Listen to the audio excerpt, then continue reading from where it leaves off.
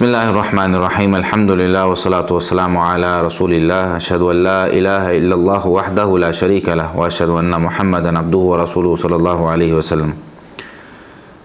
سامعین محترم، صحیح بخاری کتاب الصلاۃ ہم پڑھ رہے ہیں، جس میں حدیث نمبر 433 پر امام بخاری رحمۃ اللہ علیہ نے جو عنوان قائم کیا ہے وہ ہے باب الصلاۃ فی مواضع الخسف والعذاب۔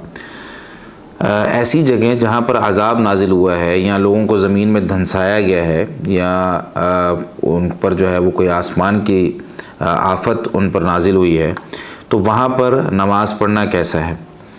وَيُذْكَرُ أَنَّ عَلِيًّا رضی اللہ عنہ کَرِہَ الصَّلَاةَ بِخَسْفِ بابل، اور یہ بات ذکر کی گئی ہے کہ سیدنا علی رضی اللہ تعالیٰ عنہ نے جو بابل کی دھنسی ہوئی جگہ تھی وہاں پہ نماز کو مکروہ سمجھا۔ بابل اصل میں کوفہ کی زمین ہے، اور اس کے گرد جہاں نمرود نے بڑی عمارت باغ ارم کے نام سے بنوائی تھی، اللہ تعالیٰ نے اسے زمین میں دھنسا دیا تھا۔ تو اس جگہ کی طرف امام بخاری رحمۃ اللہ علیہ یہ جو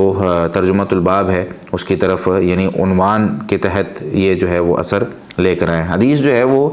433 نمبر ہے، جس کے راوی سیدنا عبداللہ بن عمر رضی اللہ تعالیٰ عنہما ہے۔ فرماتے ہیں کہ ان رسول اللہ صلی اللہ علیہ وسلم قال لا تدخلوا على هؤلاء المعذبين الا ان تكونوا باكين فان لم تكونوا باكين فلا تدخلوا عليهم لا يصيبكم ما اصابهم۔ سیدنا عبداللہ بن عمر رضی اللہ تعالیٰ عنہما سے روایت ہے کہ بے شک رسول اللہ صلی اللہ علیہ وسلم نے یہ بات ارشاد فرمائی کہ لا تدخلوا على هؤلاء المعذبين،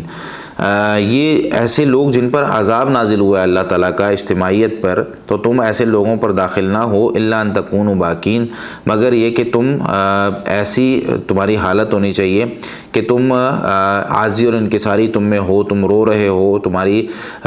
جو ہے وہ حالت ایسی ہو جانی چاہیے کہ تم میں اس عذاب والی جگہ کو دیکھ کر اللہ کا ڈر اور خوف پیدا ہو جانا چاہیے۔ فَإِن لَمْ تَكُونُوا بَاكِينَ، اگر تمہاری یہ حالت نہیں ہوئی، تم رونے کی حالت میں نہیں آئے، تم میں عاجزی اور انکساری نہیں آئی، تم اس عذاب سے عبرت نہیں پکڑ رہے، تمہارے دل سخت ہو چکے ہیں، فَلَا تَدْخُلُوا عَلَيْهِمْ، تو اس جگہ پر نہ جاؤ، لَا يُصِيبُكُم مَّا أَصَابَهُمْ، تمہیں بھی وہ عذاب نہ آ جائے جو ان پر آیا تھا۔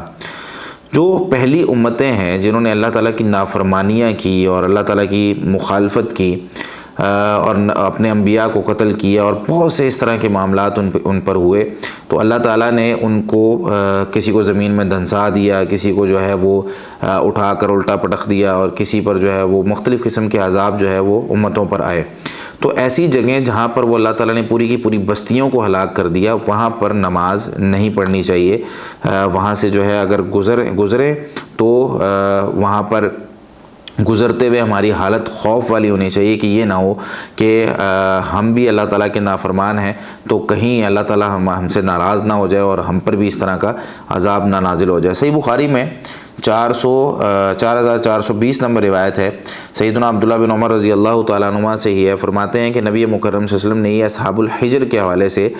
یہ بات ارشاد فرمائی تھی۔ اور امام نووی رحمۃ اللہ علیہ نے صحیح مسلم میں جو ریاض الصالحین میں جو اس پر عنوان قائم کیا ہے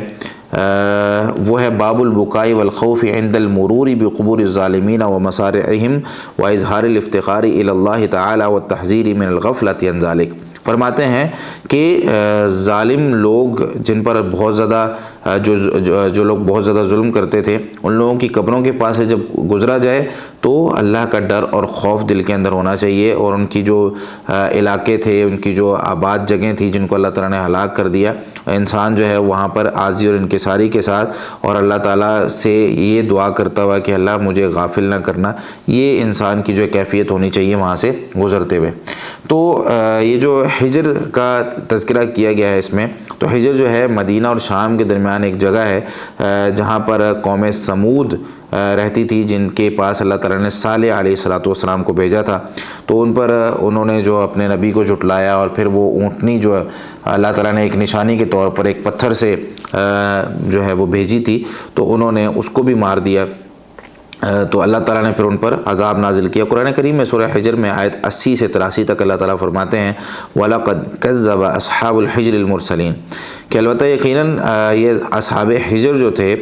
صالح علیہ السلام کی جو قوم تھی، انہوں نے جو رسولوں کو جھٹلا دیا، وَآتَيْنَاهُمْ آيَاتِنَا فَكَانُوا عَنْهَا مُعْرِضِينَ۔ دوسرا انہوں نے کام یہ کیا کہ ہم نے جو ان کو نشانیاں دی، ان نشانیوں سے انہوں نے اعراض کر لیا۔ وَكَانُوا يَنْحِتُونَ مِنَ الْجِبَالِ بُيُوتًا آمِنِينَ، ان کی حالت یہ تھی بڑے مضبوط تھے، پہاڑوں کو تراش تراش کے یہ گھر بناتے تھے۔ فَأَخَذَتْهُمُ الصَّيْحَةُ مُصْبِحِينَ، صبح ہوتے ہی ان کو ایک چیخ نے پکڑ لیا اور ان پر اللہ کا عذاب نازل ہو گیا۔ تو صبح کا وقت جو ہے نا، یہ اللہ تعالیٰ نے اس وقت عذاب نازل کیا، یہی وجہ ہے کہ نبی مکرم صلی اللہ علیہ وسلم نے صبح کے وقت میں اور صحابہ کرام جو ہے وہ صبح کے وقت کو سونا جو ہے اس کو مکروہ سمجھتے تھے۔ اللہ کے ذکر کو جو ہے وہ اس وقت جو ہے وہ ترجیح دینی چاہیے، اس وقت اللہ کا ذکر کرنا چاہیے۔ ہاں کبھی کوئی ضرورت ہے تو اس میں جو ہے وہ انسان آرام بھی کر سکتا ہے، وگرنہ ہمارے ہاں تو بالکل اس کے برعکس روٹین ہے۔ فجر کا جو وقت ہوتا ہے خاص طور پہ ہم لوگ نمازوں پہ نہیں اٹھ پاتے۔ آج ہمارے مسلمان کتنے مسجدیں ایسی ہیں جو فجر کے وقت میں جو ہے وہ بھری ہوتی ہیں۔ میرے بھائی بہت زیادہ دفعہ اس طرح ہوتا ہے کہ اللہ تعالیٰ کا عذاب صبح کے وقت میں آ جاتا ہے، لوگ سوئے ہوئے ہوتے ہیں، ان پر غفلت کی حالت میں ہوتے ہیں۔ تو نماز جو ہے فجر کی وہ تو لازمی ہے، اس کے بغیر تو بندہ کس طرح مسلمان رہ سکتا ہے۔ ایک ہی تو چیز بچتی ہے، کلمہ ہے تو اس کا تعلق بھی جو ہے وہ دل کے ساتھ ہے، روزے ہیں تو وہ سال بعد آنے، حج ہے زندگی میں ایک دفعہ، زکوٰۃ ہے، مال نصاب کو پہنچے گا تو دینی ہے۔ ایک ہی چیز تو بچتی ہے جس سے پتہ چلتا ہے بندہ مسلمان ہے، اور وہ نماز ہے۔ اور بندہ فجر کی نماز ہی چھوڑ دے اور اس کے بعد جو برکت والا وقت ہے جس میں اللہ تعالیٰ کی طرف سے رزق تقسیم ہوتا ہے، سیدنا عبداللہ بن مسعود رضی اللہ تعالیٰ عنہ کا ایک اثر اس میں موجود ہے صبح کی وقت کی فضیلت کے حوالے سے، اور یہ وقت جو ہے وہ کتنا جو ہے وہ خیر و برکت والا ہے، اس کے بارے میں فرماتے ہیں۔ صحیح مسلم میں 822 نمبر روایت ہے۔ سیدنا ابو وائل رحمۃ اللہ علیہ فرماتے ہیں کہ ایک مرتبہ ہم ایک دن سیدنا عبداللہ بن مسعود رضی اللہ تعالیٰ عنہ کے پاس صبح گئے، بعد ما صلینا الغداۃ، فجر کی نماز ابھی ہم نے ادائی کی تھی، تو ادا کرنے کے بعد ہم ان کے گھر چلے گئے، تو وہ بھی گھر چلے گئے وہاں پہ۔ فسلمنا بالباب، تو ہم نے دروازے پہ کھڑے ہو کے سلام کیا، تو اجازت مانگی اندر جانے کی۔ فاذن لنا، تو انہوں نے ہمیں اجازت دے دی کہ بھئی آ جائیں اندر۔ کہتے ہیں فمکثنا بالباب حنیۃ، ہم نا دروازے پہ کچھ دیر کھڑے رہے، آپس میں کوئی ہماری بات چل رہی تھی تو وہ بات ہم پوری کر رہے تھے۔ تو کہتے ہیں فخرجت الجاریہ، تو ان کی لونڈی باہر آئی، کہنے لگی الا تدخلون، بھئی اندر نہیں آ رہے، آپ لوگوں کو اجازت مل گئی، آ جائے۔ فدخلنا، ہم جب اندر گئے، فاذا ہوا جالس یسبح، تو وہ بیٹھے ہوئے نا ذکر کر رہے تھے اللہ تعالیٰ کا، سبحان اللہ کی تسبیحات کر رہے تھے۔ تو فرمانے لگے ما منعکم ان تدخلوا وقد اذن لکم، بھائی تمہیں اجازت مل گئی تھی، اندر کیوں نہیں آ رہے تھے؟ تو فقلنا، وہ کہنے لگے لا، ہم اس لیے نہیں آئے، الا ان ظننا ان بعض اہل البیت نائم، کہ گھر میں سے شاید کوئی بندہ جو ہے وہ سویا ہوا ہو اس ٹائم میں۔ تو کہنے لگے ظننتم بآل ابن ام عبد غفلۃ،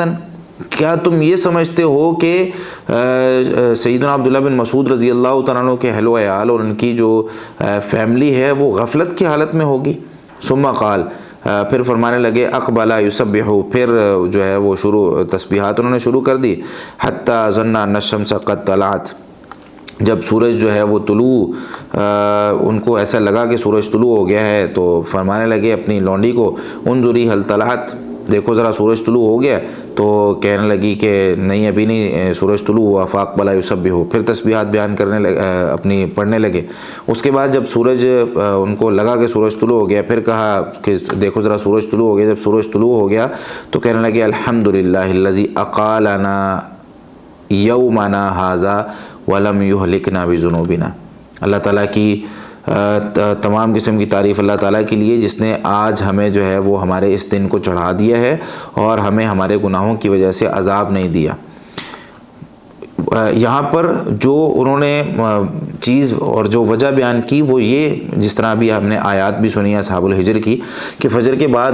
جب وہ جو ہے نا صبح ان پر عذاب آ گیا، تو یہاں پر سیدنا عبداللہ بن مسعود رضی اللہ تعالیٰ عنہ بھی اس وقت میں اللہ تعالیٰ کا ذکر کر رہے ہیں کہ کہیں ایسا نہ ہو کہ ہم پر بھی وہ عذاب جو ہے وہ صبح کے وقت میں آ جائے، تو ہم لوگ اس وقت میں کیسے غافل ہو سکتے ہیں کہ اللہ تعالیٰ کا کہیں عذاب ہی نہ ہم پر نازل ہو جائے، اور ہم غافل ہیں، اللہ کے ذکر سے غافل ہیں۔ اللہ کو ہم نے جو ہے وہ بس مشکل کے وقت میں جو ہے، بہت سارے اس طرح کے لوگ بھی معاشرے میں موجود ہیں، اچھے مسلمان بہت زیادہ ہیں، لیکن کچھ لوگ اس طرح کے بھی ہیں جو اللہ کو صرف بوقت ضرورت یاد کرتے ہیں، جب مصیبت آتی ہے، پریشانی آتی ہے، پھر اللہ کرنا شروع کر دیتے ہیں۔ میرے بھائی، اگر ہم اللہ کو اپنی خوشی میں یاد کریں گے تو اللہ تعالیٰ ہمیں ہماری مصیبت میں یاد رکھے گا۔ تو اللہ تعالیٰ کا ذکر کریں اور صبح کے وقت کو جو ہے وہ برکت والے وقت کو کبھی ضائع نہ کریں۔ تو خلاصہ یہ ہے جو حدیث ہم نے اس باب میں پڑھی کہ ایسی جگہیں جہاں اللہ تعالیٰ نے قوموں کو اجتماعیت میں عذاب دیا ہے، یعنی ان پر جو ہے ان کو زمین میں دھنسا دیا گیا یا آسمان سے ان پر کوئی موسلا دار کو پتھروں کی بارش ہوئی، اللہ تعالیٰ ہم سب کو ان سارے عذاب کی قسمیں جتنی بھی ہیں ان سے بچا کر رکھے۔ تو ایسی جگہوں پر نہیں جانا چاہیے، اگر گزرنا پڑ جائے تو ایسی حالت میں بندہ وہاں سے فوری طور پر گزر جائے۔ اللہ رب العالمین ہمیں جو ہے وہ نبی مکرم صلی اللہ علیہ وسلم کے فرامین سمجھ کر عمل کرنے کی توفیق عطا فرمائے۔ جزاکم اللہ خیرا۔